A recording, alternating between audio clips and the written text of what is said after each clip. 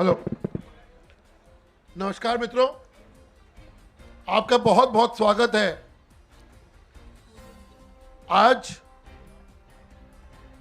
अरविंद केजरीवाल सरकार के खिलाफ, या यूं कहे अरविंद केजरीवाल जी के खिलाफ, एक बहुत बड़ा खुलासा अभी हम करने जा रहे हैं। इस खुलासे को करने के लिए मंच पर मेरे साथ भारतीय जनता पार्टी के राष्ट्रीय प्रवक्ता डॉक्टर संबित पात्रा जी मौजूद हैं। उनके साथ भारतीय जनता पार्टी दिल्ली प्रदेश के पूर्व अध्यक्ष और विधायक श्री विजेंद्र गुप्ता जी मौजूद हैं। उनके साथ एक शख्स हैं, हमारी एक बहन बैठी हैं। उनका परिचय हम अभी नहीं कराएंगे। उनका परिचय संबित पात्रा जी जब अपनी प्रेस वार्ता शुरू करेंगे तब वो कराएंगे, क्योंकि ये जो सब कुछ चीज़ें हैं वो बहुत कुछ अभी संबित पात्रा जी बताने वाले हैं, उनसे रिलेटेड है। इसलिए मैं सीधा डॉक्टर संबित पात्रा जी से निवेदन करूंगा कि आप सबको संबोधित करें। डॉक्टर पात्रा। धन्यवाद हरीश जी, और मीडिया को बहुत धन्यवाद। थोड़ा विलंब हुआ है क्योंकि मामला बहुत ही गंभीर है, इसलिए विलंब के लिए क्षमा प्रार्थी। मंच पर मौजूद हमारे आदरणीय विजेंद्र गुप्ता जी, पूर्व अध्यक्ष भारतीय जनता पार्टी, वर्तमान में विधायक। मंच पर मौजूद आदरणीय बहन बिंदु जी, जिनके विषय में मैं अभी बताऊंगा, और जो आज आप खुलासा देखने वाले हैं, मैं धन्यवाद करूंगा बिंदु जी का कि उन्होंने जो भूमिका निभाई है भ्रष्टाचार के खिलाफ, और आज भ्रष्टाचार को उजागर करने के लिए नारी शक्ति जिस प्रकार से सामने आई है, उसके लिए मैं उनका धन्यवाद करता हूं। और अगर यूं कहा जाए तो ये अतिशयोक्ति नहीं होगी, this is the mother of all stings. ये जो स्टिंग का कल्चर है, ये अरविंद केजरीवाल जी ने शुरू किया था। और अरविंद केजरीवाल जी जब पहली बार मुख्यमंत्री बने थे तो उन्होंने ऐलान किया था और अपने कार्यकर्ताओं को कहा था कि डरना नहीं, आप सब अपने पास ऐसे डिवाइस रखो, मोबाइल रखो इत्यादि, और कहीं भी अगर भ्रष्टाचार हो रहा हो, कोई आपसे पैसा मांग रहा हो, कोई आपको ठगने की कोशिश कर रहा हो, या कोई आपको लूटने की कोशिश कर रहा हो, तो वीडियो बना लेना। और उन्होंने एक हेल्पलाइन भी जारी की थी कि इस हेल्पलाइन पे आप फोन करना, वो वीडियो हम इकट्ठा कर लेंगे और भ्रष्टाचार पर कुठाराघात करेंगे। अब मालूम ऐसा पड़ रहा है कि ये हेल्पलाइन यथाशीघ्र भारतीय जनता पार्टी को जारी करना पड़ेगा, क्योंकि रह रहकर आम आदमी पार्टी के दफ्तर के अंदर से, आम आदमी पार्टी के नेताओं के बीच में से जिस प्रकार के स्टिंग उभर कर आ रहे हैं, ये अपने आप में दिखाता है कि भ्रष्टाचार के दलदल में अरविंद केजरीवाल जी और उनकी आम आदमी पार्टी आज डूबी हुई है, पूरी तरह से सनी हुई है। ये जो पूरा स्टिंग आपको दिखाने वाले हैं, उसका पटकथा में बहुत शांतिप्रिय तरीके से आपको समझाऊंगा ताकि किसी प्रकार का संशय नहीं रहे। उसके बाद हम टीवी में देखेंगे इस पूरे वीडियो को। पहला है, ये कहानी है, ये भ्रष्टाचार की कहानी वार्ड नंबर 54 रोहिणी डी की है। रोहिणी एक विधानसभा है, विधायक साहब बैठे हुए हैं आदरणीय विजेंद्र जी। इस विधानसभा में एक वार्ड है जिसका नंबर है 54 और इसे रोहिणी डी कहते हैं। हमारी बहन बिंदु जी बैठी हुई हैं, पहले कांग्रेस में थी, बड़ी दिग्गज नेता थी कांग्रेस की। कांग्रेस से ये लगभग 1.25 साल हुए ये आम आदमी पार्टी में आई और उन्होंने बड़े मेहनत से वहां काम किया, ये आशा करते हुए कि भविष्य में 54 डी सीट जो है रोहिणी की, उससे इनको टिकट मिलेगी, क्योंकि कुछ इस प्रकार का उनको बताया गया था आम आदमी पार्टी द्वारा, तो ये लगी रही। बाद में इनको मालूम पड़ा कि असली खेल अंदर में क्या हो रहा है, सब कुछ मोटा माल का लेना देना है। तो इन्होंने अरविंद केजरीवाल जी के एडवाइस को अक्षरशः फॉलो किया। अरविंद केजरीवाल जी ने कहा था डिवाइस लेके जाना, मोबाइल का प्रयोग करना, और कहीं भी करप्शन हो रहा है तो छोड़ना मत। तो हमारी बिंदु बहन ने बिल्कुल अरविंद केजरीवाल जी की बातों को मानते हुए उन्होंने एक इस प्रकार का जाल बिछाया जिसमें अरविंद केजरीवाल जी के एक से बढ़कर एक दिग्गज उनका स्टिंग हो गया और वो सब उस जाल में फंस गए। अब इसमें मुख्य किरदार कौन कौन है? हमारी बहन बिंदु जी, जिनको बिंदु श्रीराम के नाम से जाना जाता है। दूसरा किरदार है पुनीत गोयल। मैं फोटो दिखाऊंगा, ये पुनीत गोयल है, वीडियो भी आप देखेंगे। ये पुनीत गोयल है। ये कौन है पुनीत गोयल? ये पुनीत गोयल विधानसभा रोहिणी का कोऑर्डिनेटर इंचार्ज है आम आदमी पार्टी की तरफ से। इन्होंने कोऑर्डिनेटर इंचार्ज बनाया हुआ है हर विधानसभा का। तो ये पुनीत गोयल रोहिणी सीट का विधानसभा इंचार्ज है। ये ऑफिशियल पोस्ट है, ऐसा नहीं है केवल फेसबुक पे लिख दिया, ये ऑफिशियल पोस्ट है। और ये जो पुनीत गोयल है, ये अत्यंत नजदीकी किसका है? ये अत्यंत नजदीकी है, एक पठानिया साहब है, मैं बताऊंगा पठानिया साहब कौन है। और दूसरे ये गोपाल राय करके जो मंत्री हैं, गोपाल राय जी का एक एनजीओ चलता है देश की बात, उस एनजीओ के भी ये इंचार्ज हैं। उस एनजीओ का भी रोहिणी का पूरा काम यही संभालते हैं। तो गोपाल राय जी के भी काफी नजदीकी हैं पुनीत गोयल।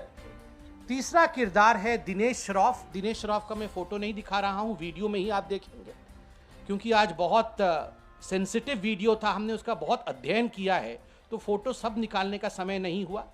तो एक दिनेश श्रॉफ है। ये दिनेश श्रॉफ कौन है?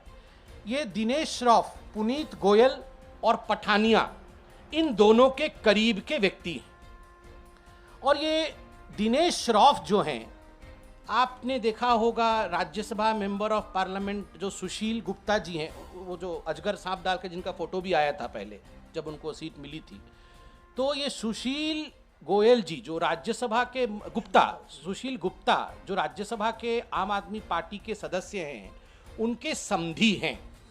और केवल उनके ही नहीं, आप वीडियो में आगे देखेंगे, वो बताते हैं रामनिवास जी जो कि स्पीकर हैं दिल्ली के आम आदमी पार्टी की तरफ से, उनके भी समधी, मतलब उनके चाचा ताऊ के बेटे की भी शादी वहां हुई है। तो मेन समधी तो राज्यसभा सदस्य गुप्ता जी के हैं, मगर रामनिवास जी के भी परिवार के सदस्य हैं। इनका नाम है दिनेश श्रॉफ, वीडियो में देखेंगे। और चौथा और सबसे बड़ा किरदार, ये जो पपियां झपियां लेते हुए दिख रहे हैं अरविंद केजरीवाल जी का, इनका नाम है आर पठानिया। कौन है ये? आर पठानिया। ये कौन है? ये आर पठानिया जो हैं, ये Lok Sabha constituency north west Delhi, इसके ये लोकसभा के इंचार्ज हैं आम आदमी पार्टी की तरफ से। केवल इतना ही नहीं, ये केवल लोकसभा के इंचार्ज आम आदमी पार्टी की तरफ से नहीं है, ये दिल्ली प्रदेश के SC/ST विंग के प्रदेश के प्रभारी, ऑफिशियल प्रभारी भी हैं। और ये आम आदमी पार्टी के नेशनल एग्जीक्यूटिव मेंबर, राष्ट्रीय कार्यकारिणी सदस्य भी हैं। क्या नाम है इनका? आर पठानिया। ये पपिया झपिया पा रहे हैं सर जी का, देख सकते हैं। ये कितनी नजदीकियां हैं, आप इससे मुझे बताने की आवश्यकता नहीं है। और पूरे दिल्ली में जो कलेक्शन का काम है, ये पठानिया जी के पास है। किसका कलेक्शन का काम, वो हम वीडियो में देखेंगे। तो ये चार मुख्य किरदार हैं। अब किरदार तो मैंने आपको बता दिया, अब हुआ क्या है इसमें देखिए। ये स्क्रिप्ट है आज के पूरे वीडियो की। इस स्क्रिप्ट में होता क्या है कि हमारी बहन बिंदु जी पहले मिलती हैं दिनेश श्रॉफ से, और जो एक पुनीत गोयल, इन दोनों के साथ बात होती है। इन दोनों से बात होती है कि कैसे होगा, मेरा टिकट क्या करना है, मेरे को क्या आदेश है। तो ये कहते हैं कि आप पूरा दे दीजिए, पूरा दे दीजिए। तो बहन बिंदु जी कहती हैं मैं पूरा तो अभी मैं एक पहला टोकन दे देती हूँ, और टोकन कितने का? 21 लाख का मैं टोकन दे देती हूँ, और बाद में फिर मैं 40 लाख दूंगी, और उसके बाद में फिर 21 लाख दूंगी। कुल मिला करके लगभग 80 लाख रुपए दिया जाएगा। ये सब कुछ आपको दिखेगा। तो पहला टोकन आप 21 लाख रुपए का रख लीजिए, ये नजराना एक तरह से जो टिकट के लिए आप रख लीजिए। आप सोचिए, ये जो हिंदी पिक्चरों में डॉन के यहां ऐसे ही होता था, तो वो डॉन दोनों मना कर देते, नहीं भैया ये तो नहीं चलने वाला है, ये आप 21 लाख से नहीं होगा, पूरा रकम देना पड़ेगा। पूरा रकम दोगे तभी जाके आपका नाम ऊपर चढ़ेगा, वरना नहीं होगा। तो बहन बोलती है ऐसा क्यों? क्या आपने उन लोगों को लूप में रखा है? राखी बिडलान जी पिछली बार इन्वॉल्व थी, क्या उनको पता है ये सब? तो ये दोनों बोलते हैं कि हाँ, राखी बिडलान जी की सहमति है। राखी बिडलान जी PAC, इनकी एक PAC कमेटी होती है, जो सुपर कमेटी बोलते हैं जिसको, जो टिकट तय करती है। तो वो पूरा का पूरा विषय राखी बिडलान जी को पता है और आप निश्चिंत रहो। आप 21 मत दो, आप कोई फर्स्ट इंस्टॉलमेंट सेकंड इंस्टॉलमेंट नहीं, एक साथ सारा कर दो, क्योंकि हमारे पास 8 लोगों का माल आ गया है। मतलब 8 प्रत्याशी उस लोकसभा के, उनका माल आ गया है, तो उनका नाम तो 5 लोगों के कमिटी के पास जा रहा है, मगर आपका जो है अभी तक नहीं आया है। इसलिए अगर हम आपका नाम सपोज 21 लाख लेके दे देंगे तो वो 5 कमिटी के सदस्य, जिसका नाम मैं अभी लूंगा, वो बोलेंगे अरे पैसा तो आया नहीं है, 8 का पैसा आया है, मगर ये 9वां नाम कैसे आ गया।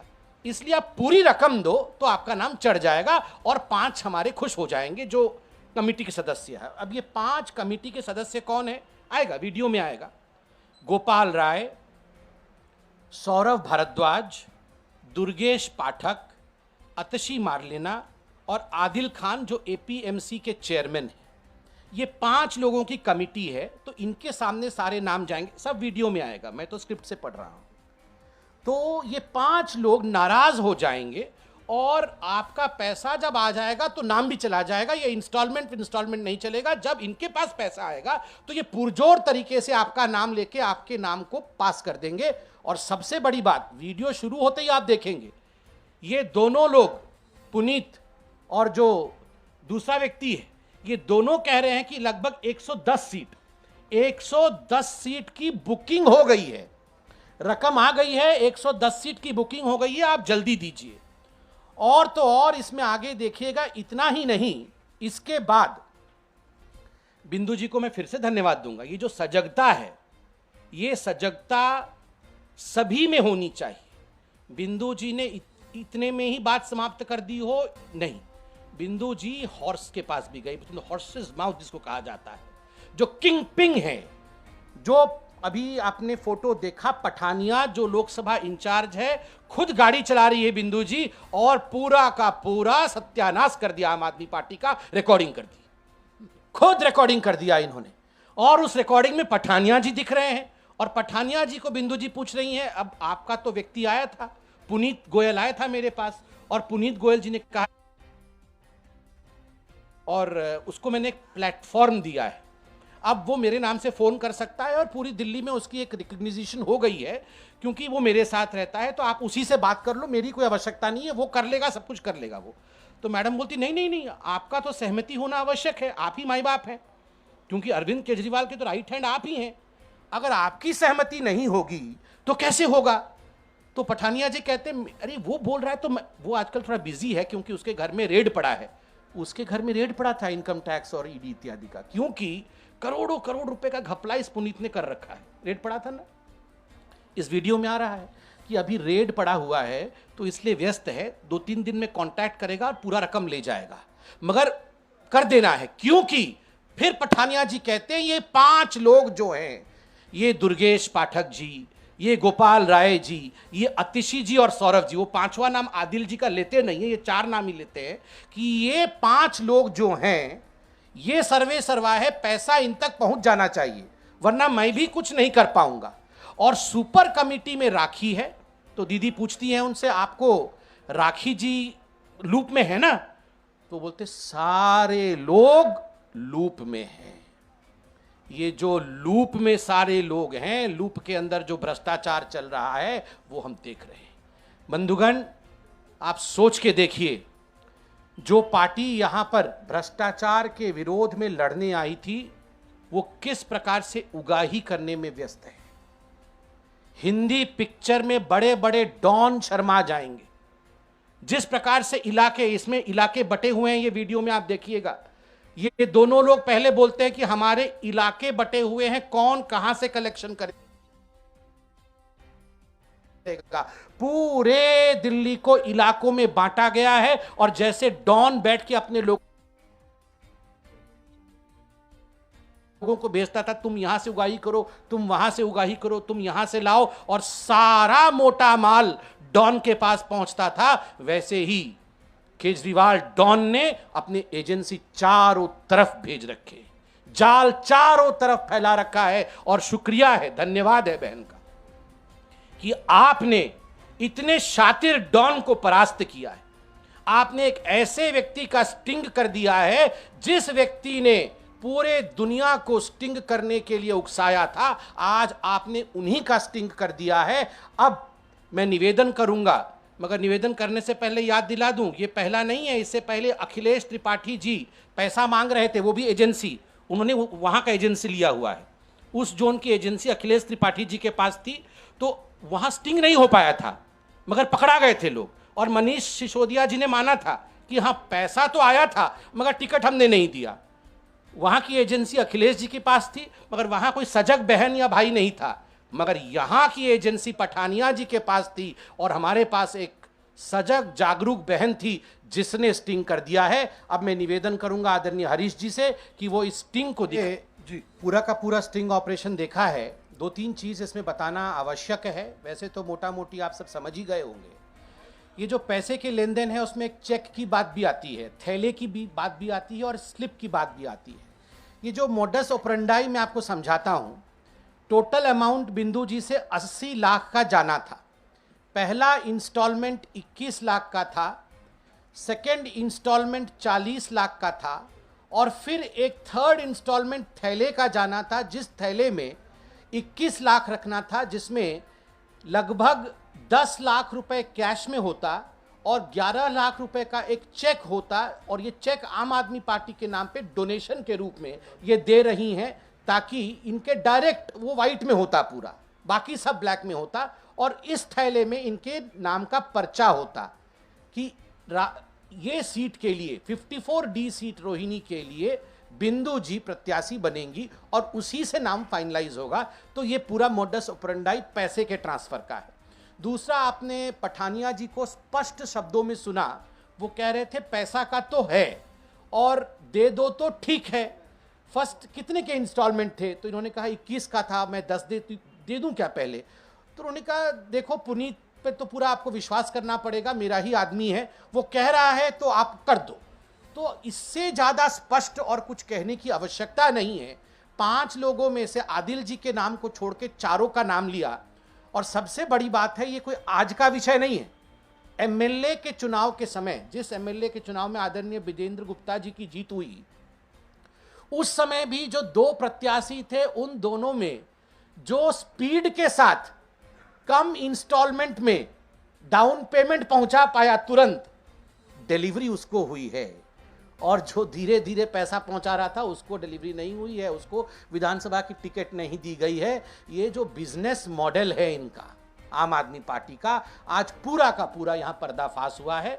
मैं निवेदन करूंगा कि आदरणीय विजेंद्र जी भी यहां पर हैं, वो भी इस पर प्रकाश डालें और बहन बिंदु भी बहुत संक्षेप में जो आवाज़ आप वहां सुन रही थी पर्दे में, अब वो आवाज़ यहां भी आप सुन पाएंगे। आदरणीय विजेंद्र जी।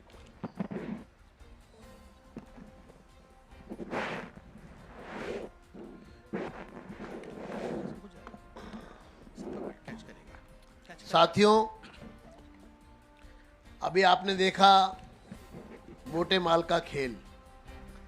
कट्टर ईमानदार, कट्टर भ्रष्टाचारी है, इसका एक स्पष्ट और प्रत्यक्ष प्रमाण अभी, जैसा संबित जी ने भी बताया, इसी स्क्रिप्ट में एक अंश ये है कि दिनेश सर्राफ बता रहे हैं कि जब विधानसभा का चुनाव था रोहिणी का, तो मैंने जय कुमार को कहा तू मुंजी है और पैसे देने में देरी कर रहा है, और राजेश जो मेरे अगेंस्ट लड़ा था वो पहले जाके पैसे दे आया और टिकट उसको मिल गई और तू रह गया। तो ऐसा नहीं है कि नगर निगम की टिकटें ही बेची जा रही हैं, विधानसभा की टिकटें भी दिल्ली में इसी तरह से बेची गई थी, ये भी इस वीडियो में स्पष्ट हो रहा है। और भ्रष्टाचार का एक नया मॉडल आपने देखा कि किस तरह से एक गैंग हिस्सों में बांटकर और वहां पर लोगों को, टाउट्स को बिठाकर और कुछ अननोन चेहरे जो पार्टी में स्पष्ट रूप से सामने नहीं है, उनके थ्रू डील करके और फिर वो दलाल पैसा पहुंचाकर टिकट्स बुक कर रहे हैं। बिंदु वहां पर बहुत सक्रिय थी। बिंदु वास्तविकता में वहां पर आम आदमी पार्टी की नंबर 1 कैंडिडेट थी। अभी समय की कमी है, हमारे पास वो क्लिप भी वो वीडियो भी है जिसमें बिंदु की एक्टिविटीज दिखाई दे रही हैं रोहिणी असेंबली में। आप कहेंगे तो 40 सेकंड का वो है, वो भी हम दिखा सकते हैं। तो बिंदु, सबको ये लगता था कि अगर 54D से बिंदु लड़ेगी तो हमें दिक्कत आएगी, लेकिन पैसे के आगे कैंडिडेट इंफीरियर भी चलेगा। ये इनका दूसरी मॉडस ऑपरेंडी है। पैसा पहले आना चाहिए, मोटा माल दे सके, खास आदमी जो हो वो पहले आना चाहिए, लेकिन क्वालिटी इंफीरियर भी चलेगी। दूसरा, हमारी ये मांग है कि हम इस बात की जांच की मांग करते हैं और इस मामले को तुरंत एसीबी जो है कॉग्निजेंस ले और इन लोगों को गिरफ्तार करे, क्योंकि ये जो पुनीत गोयल है, ये पठानिया है, ये दिनेश सर्राफ है और इसी तरह के जो गैंग में लोग हैं, इनको शिकंजे में लेने से पूरे राज खुल जाएंगे। और ये पूरा नगर निगम के भ्रष्टाचार का जो गेटवे ऑफ भ्रष्टाचार ये दिल्ली में खोलना चाहते हैं और दिल्ली की नगर निगम को लूटना चाहते हैं, क्योंकि टिकट अगर पैसे लेकर दिए जा रहे हैं तो एक तरह से उनको आप उनको एक लाइसेंस दे रहे हैं कि जाओ और दिल्ली के लोगों को लूटो। तो इसके खिलाफ भारतीय जनता पार्टी ने ये पूरा स्टिंग यहाँ दिखाया है और बिंदु जी का हम बहुत बहुत आभारी हैं कि वो मेरी कॉन्स्टिट्यूंसी में एक सक्रिय कार्यकर्ता रही हैं आम आदमी पार्टी की, लेकिन उनका असली चेहरा देखकर वो पूरी तरह से हतप्रभ हैं और पूरी तरह से हैरान हैं। लेकिन अब वो समझ चुकी हैं कि ये चोरों की बारात है। धन्यवाद। मैं बिंदु जी को कहूंगा कि वो कुछ कहें। धन्यवाद। अब मैं बिंदु जी से निवेदन करूंगा कि आपके सामने सारी बात रखें। बिंदु जी।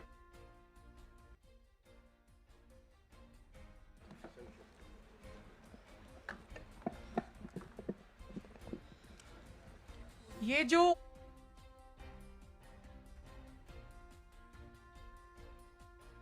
आम आदमी पार्टी कर रही है पूरे दिल्ली में, टिकट बेचकर आपके सामने एक प्रत्याशी लेकर के आ रही है। हर कार्यकर्ता हर सीट पे जमीनी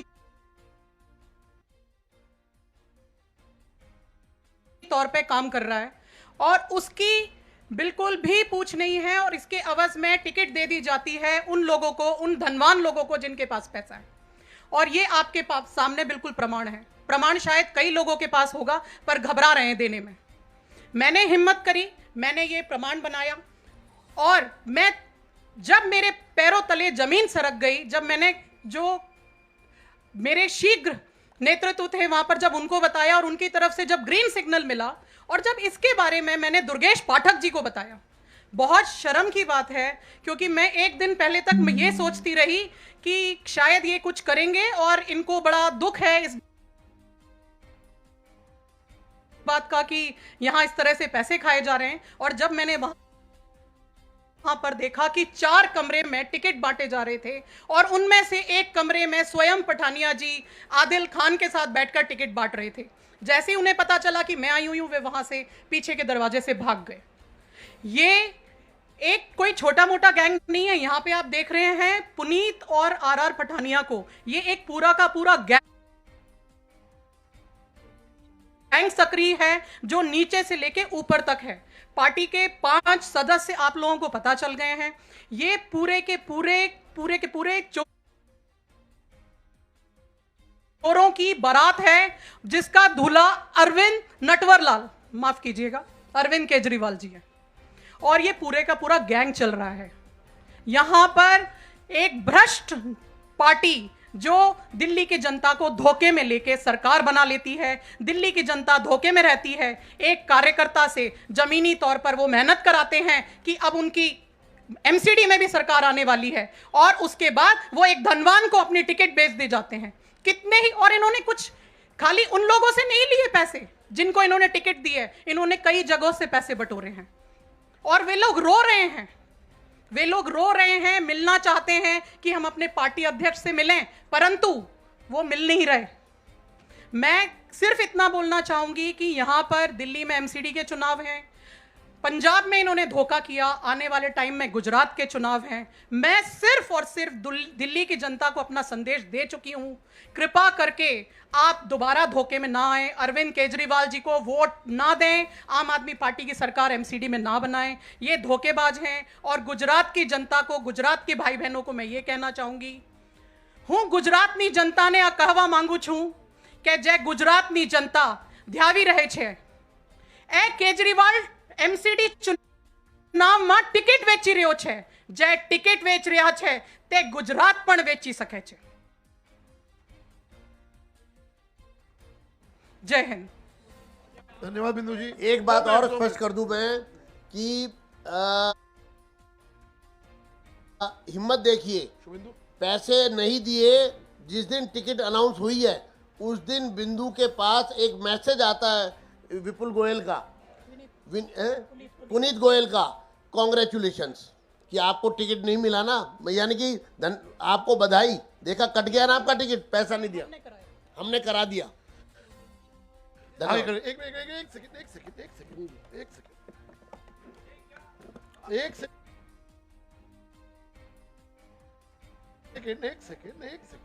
एक मिनट क्वेश्चन आंसर कुछ होगा तो पूछिए। जी। प्रफुल्ल एक मिनट।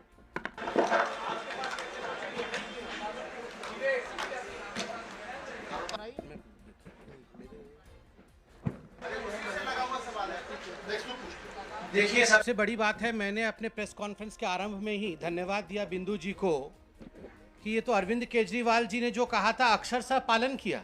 अरविंद केजरीवाल जी ने तो कहा था कि जहां भी भ्रष्टाचार हो रहा हो आप स्टिंग कर लीजिए, आपके पास तो मोबाइल फ़ोन इत्यादि है ही, और आप स्टिंग करके दिखाइए।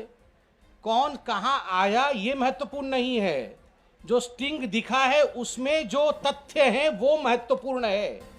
और ये स्टिंग और भी लंबा है, मगर चूंकि मीडिया का स्पेस बहुत महत्वपूर्ण होता है, इसका कुछ अंश ही दिखाया गया है। और एक बात मैं आप लोगों को बता दूं, there are pearls of stings.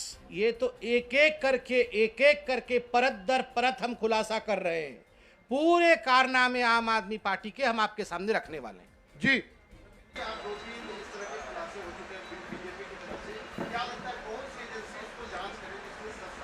देखिए, अभी आदरणीय विजेंद्र जी ने कहा है जांच तो होनी चाहिए। हम एक पॉलिटिकल पार्टी है, कौन सी एजेंसी जांच करेगी, किस प्रकार से जांच होगा, जांच का दायरा क्या होगा, ये निर्धारित करना एक पॉलिटिकल पार्टी का काम नहीं होता। मांग करना, विषय को रखना, तथ्यों को जनता के समक्ष रखना, ये हमारा विषय वस्तु होता है। हमने अपना कर्तव्य किया है। सुओ मोटो नोटिस एजेंसीज जरूर लेंगी ऐसा हमें लगता है, और इसकी जांच अवश्य होनी चाहिए। और कटघरे के पीछे वो लोग भी जाने चाहिए जिन्होंने पैसे मारे हैं। हाँ, उनका मसाज भी नहीं होना चाहिए। Piyush, Republic TV.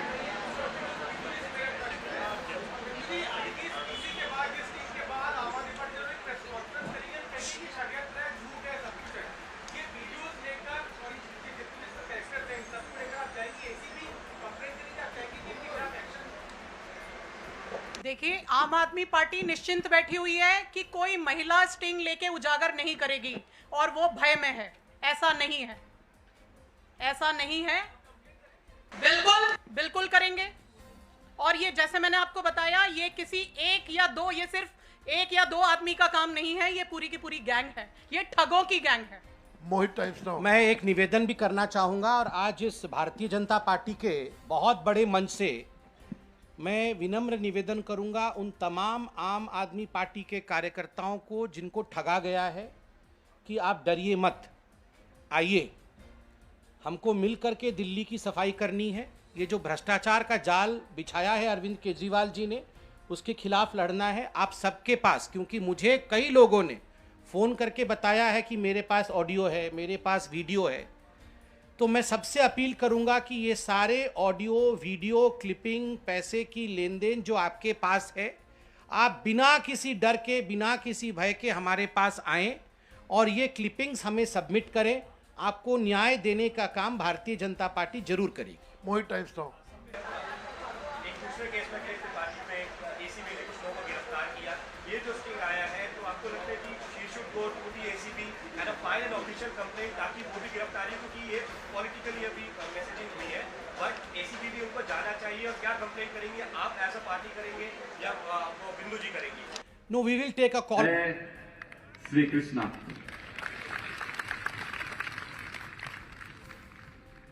मंच पर उपस्थित आज की इस चुनावी सभा में अपना आशीर्वाद प्रदान करने के लिए उपस्थित पूज्य संतजन बापू शेरनाथ जी, बापू बसंत बावाश्री जी, बापू भवन प्रकाश दास जी, आपके लोकप्रिय विधायक और पूर्व मंत्री और वर्तमान में भारतीय जनता पार्टी के प्रत्याशी श्री बाबू भाई मौकरिया जी, उत्तर प्रदेश सरकार के पूर्व मंत्री श्री सुरेश राणा जी, जिला प्रमुख श्री किरीट भाई मोडवाडिया जी, जिला पंचायत प्रमुख मंजूबेन कराबद्रा जी, अशोक मोड़ा जी, खिमजी भाई मोती वरस, पंकज भाई मजीठिया, श्री निर्मल जी औड़ेदरा और भारी संख्या में पोरबंदर विधानसभा क्षेत्र से जुड़े हुए सभी उपस्थित भाइयों बहनों,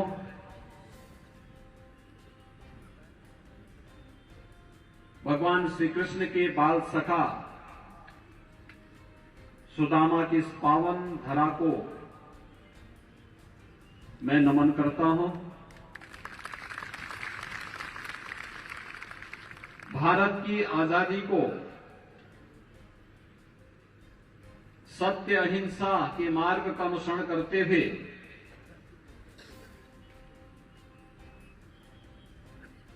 दुनिया के अंदर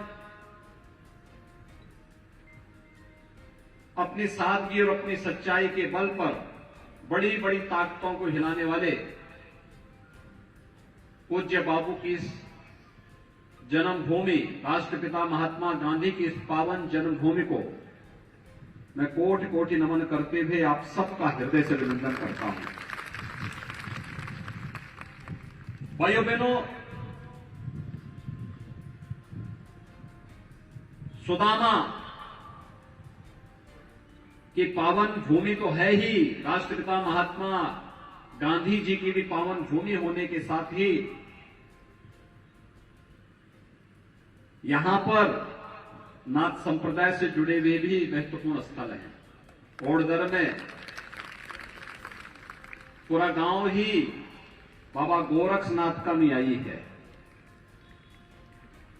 और माधव प्राची में यह मान्यता है कि भगवान श्री कृष्ण और रुक्मणी के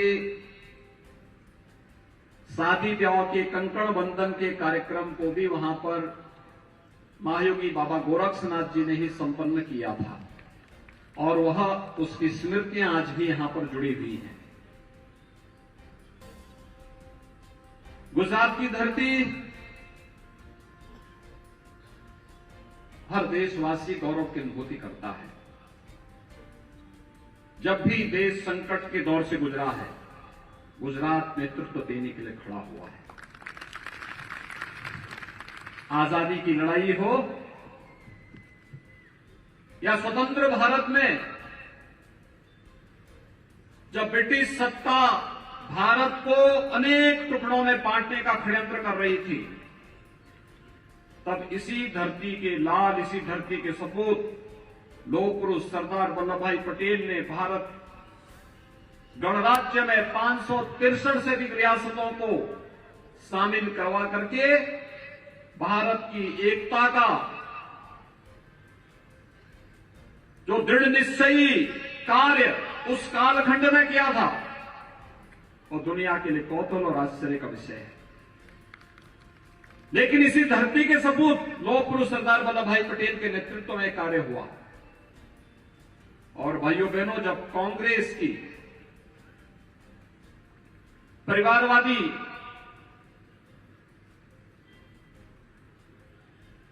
सत्तालोलुप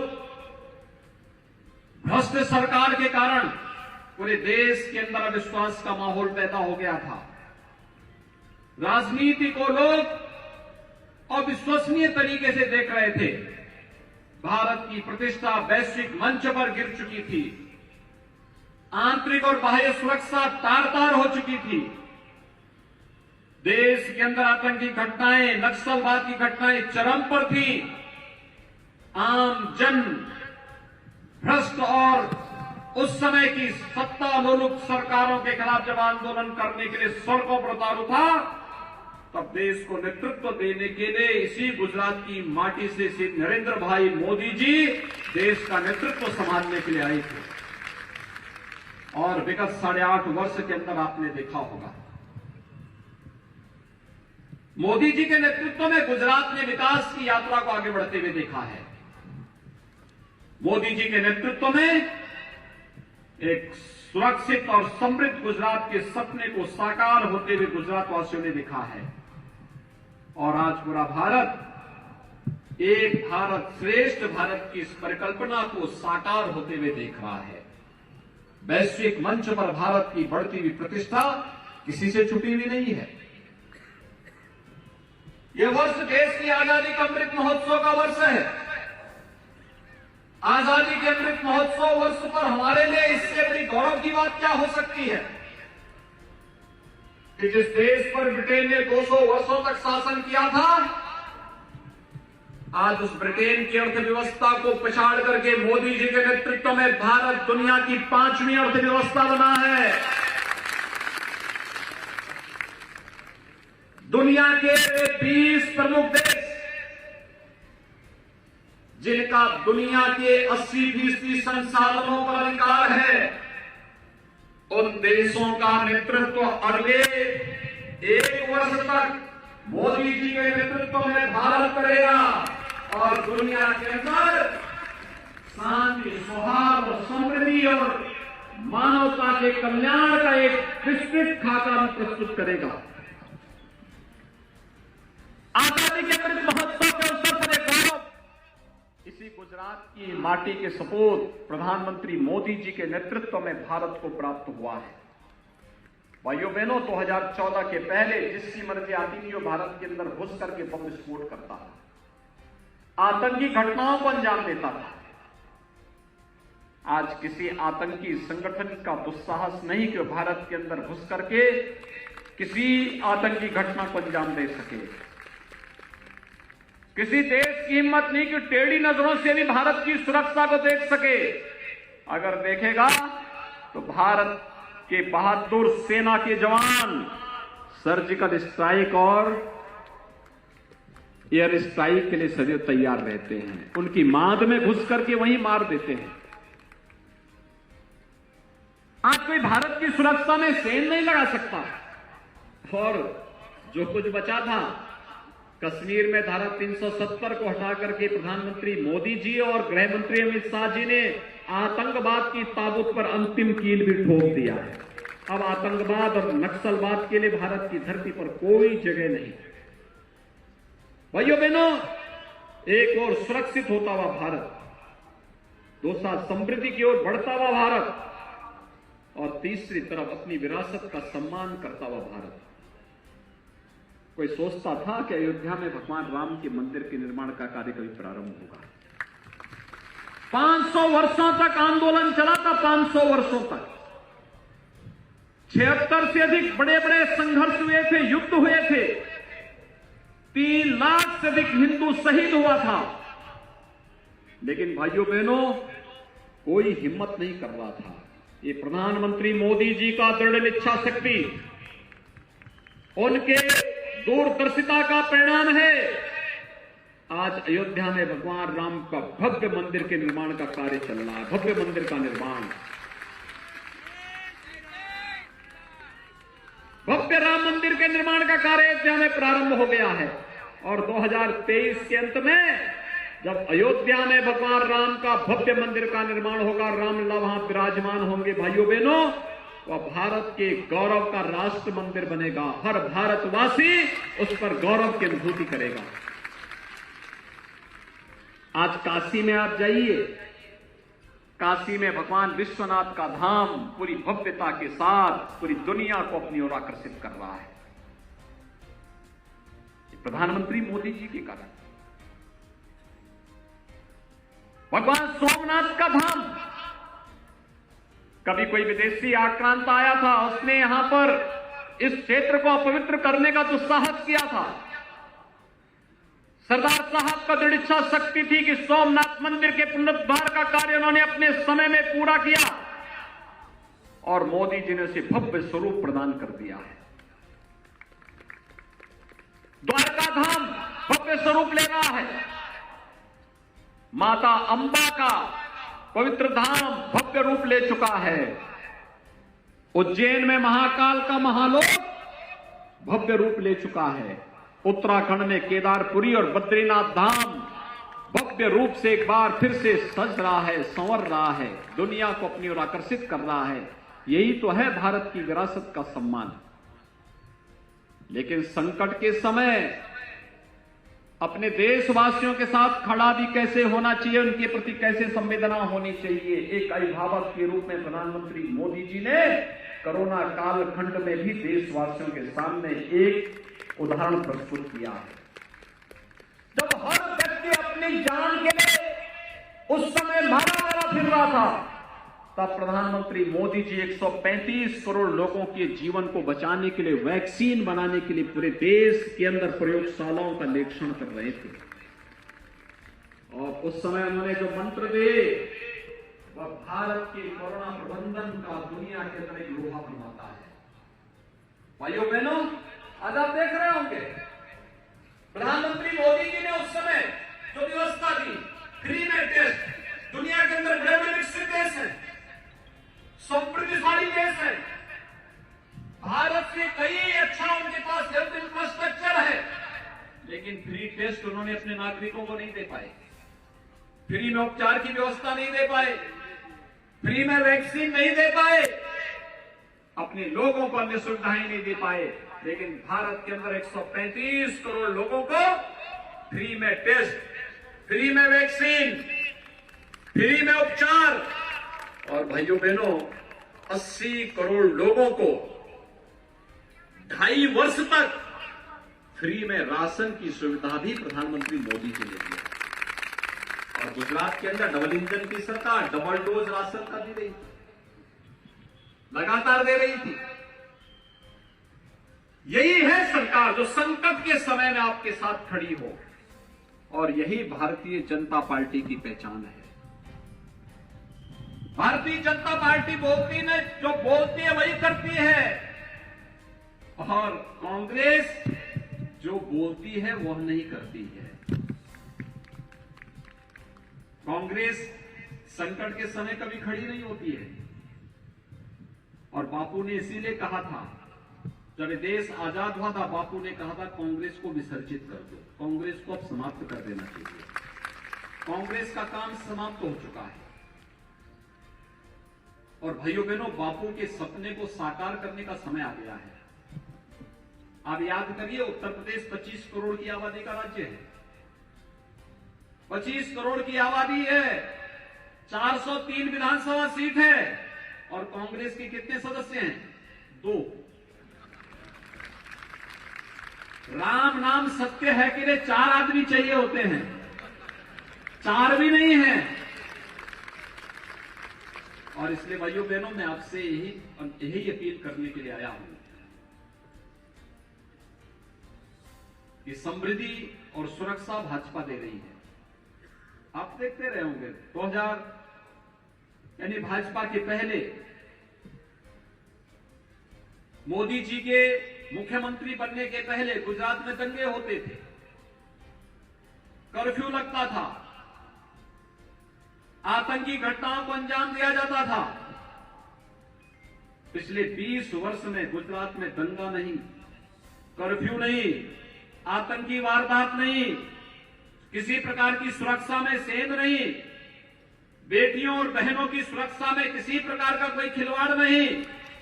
गुजरात विकास का एक मॉडल बना है, सुरक्षा का एक मॉडल बना है, पावर सरप्लस स्टेट के रूप में देश के सामने और दुनिया के सामने एक मॉडल बना है। गुजरात का अन्नदाता किसान समृद्धि की ओर अग्रसर हुआ है और अकेले भारत है जो अपने 12 करोड़ किसानों को प्रधानमंत्री किसान सम्मान निधि का लाभ भी देता है। अकेले भारत दुनिया के अंदर एक देश है जो अपने युवाओं के लिए रोजगार के लिए मिशन रोजगार चला करके 10 लाख युवाओं को अमृत पथ के अमृत वीर के चयन के लिए एक अभियान चलाता है। 10 लाख युवाओं को नौकरी और रोजगार के लिए एक विशेष अभियान चलाता है। ये केवल भारत के अंदर चल रहा है। डिजिटल इंडिया की परिकल्पना ये मोदी जी की है। स्टार्टअप इंडिया ये मोदी जी का है। स्टैंड अप इंडिया ये मोदी जी का संकल्प का प्रतिफल है। मेक इन इंडिया ये मोदी जी के उन संकल्पों को साकार स्वरूप प्रदान कर रहा है। हर घर नल की योजना ये मोदी जी की ही परिकल्पना का आधार है। और भाइयों बहनों, जो ये कनेक्टिविटी इतनी अच्छी हुई है, कितने अच्छे हाईवे हैं, कितने अच्छे एयर कनेक्टिविटी है, पोर्ट के निर्माण हो रहे हैं, हर गरीब के लिए उसकी सुविधा का लाभ उसे उपलब्ध कराया जा रहा है। हर गरीब के लिए आवास की सुविधा हो, स्वच्छ भारत मिशन के अंतर्गत उसके घर में शौचालय निर्माण का कार्य हो,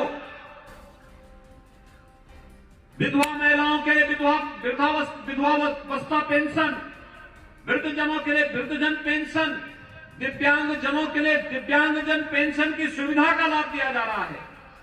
गो संरक्षण के लिए अनेक कदम उठाए जा रहे हैं। और उन स्थितियों में प्रश्न ये उठता है भाइयों बहनों कि अगर कोरोना कालखंड में कांग्रेस होती तो भाइयों बहनों उपचार का पैसा भी और वैक्सीन का पैसा भी ये खा जाते। कोरोना कालखंड में क्या कांग्रेस के भाई बहन आपका हालचाल लेने के लिए आए थे क्या? मैं आपसे पूछना चाहता हूं, क्या दोनों भाई बहन आपका हालचाल लेने के लिए आए थे? आएंगे भी नहीं, क्योंकि जब देश में संकट होता है तब भाई बहन को नानी नाना का घर याद आता है, तब उन्हें इंडिया नहीं इटली याद आता है। आपने देखा होगा इस समय कांग्रेस के नेता भारत जोड़ो यात्रा में निकले हैं और भारत जोड़ो यात्रा का एक अद्भुत नमूना यह भी देखने को मिला कि उनकी एक सभा में राष्ट्रगान की बात हुई और राष्ट्रगान के दौरान फिल्मी धुन बजने लग गया, फिल्मी गानों का धुन बजने लग गया। यानी बड़ी अजीब सी स्थिति है। क्या इनके रहते हुए कश्मीर में धारा 370 हट पाती? आपको लगता है क्या कश्मीर में धारा 370 कांग्रेस हटा पाती? और अयोध्या में राम मंदिर का निर्माण कांग्रेस कर पाती? भाइयों बहनों, न वह संकट के समय आपके साथ में है, न वे आपकी आस्था का सम्मान कर सकते हैं, न आपको सुरक्षा ही दे सकते हैं, तो फिर उनको चुनाव जिता करके अब करेंगे क्या?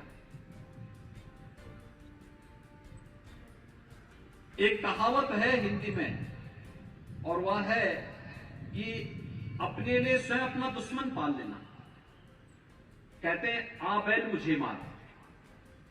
यानी ये कहावत कांग्रेस पे भी बैठती है और इसीलिए मैं आप सबसे अपील करूंगा कि भाइयों बहनों, मैं 5 साल पहले भी आपके पास आया था यहां पर बापू भाई के लिए, तब भी मैंने आपसे अपील की थी और आपने समर्थन दिया। मैं इसके लिए आप सबका आभारी हूं।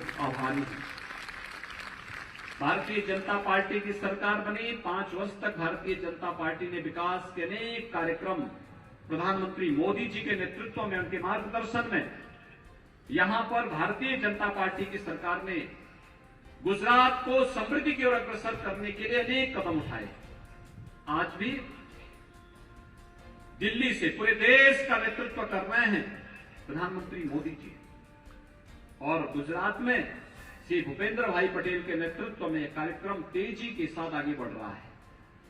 और इसलिए मेरी आप सबसे अपील है कि आज गुजरात माफिया मुक्त हुआ है। आज गुजरात सुरक्षा से सुदृढ़ हुआ है। आज गुजरात का विकास का मॉडल देश और दुनिया के अंदर जाना जा रहा है।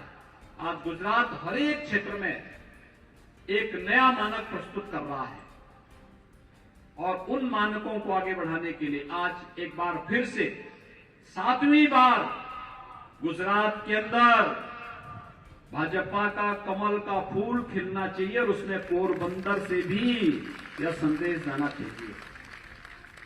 आप सभी पोरबंदर और आप आसपास के जितने भी भाई बहन हैं, मैं आप सबसे अपील करूंगा कि आप सभी लोग सहमत हैं पोरबंदर में कमल का फूल लहराएगा।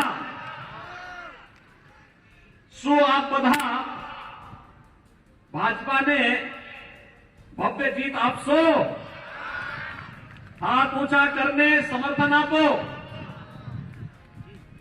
मेरे साथ बोलेंगे भारत माता की, भारत माता की।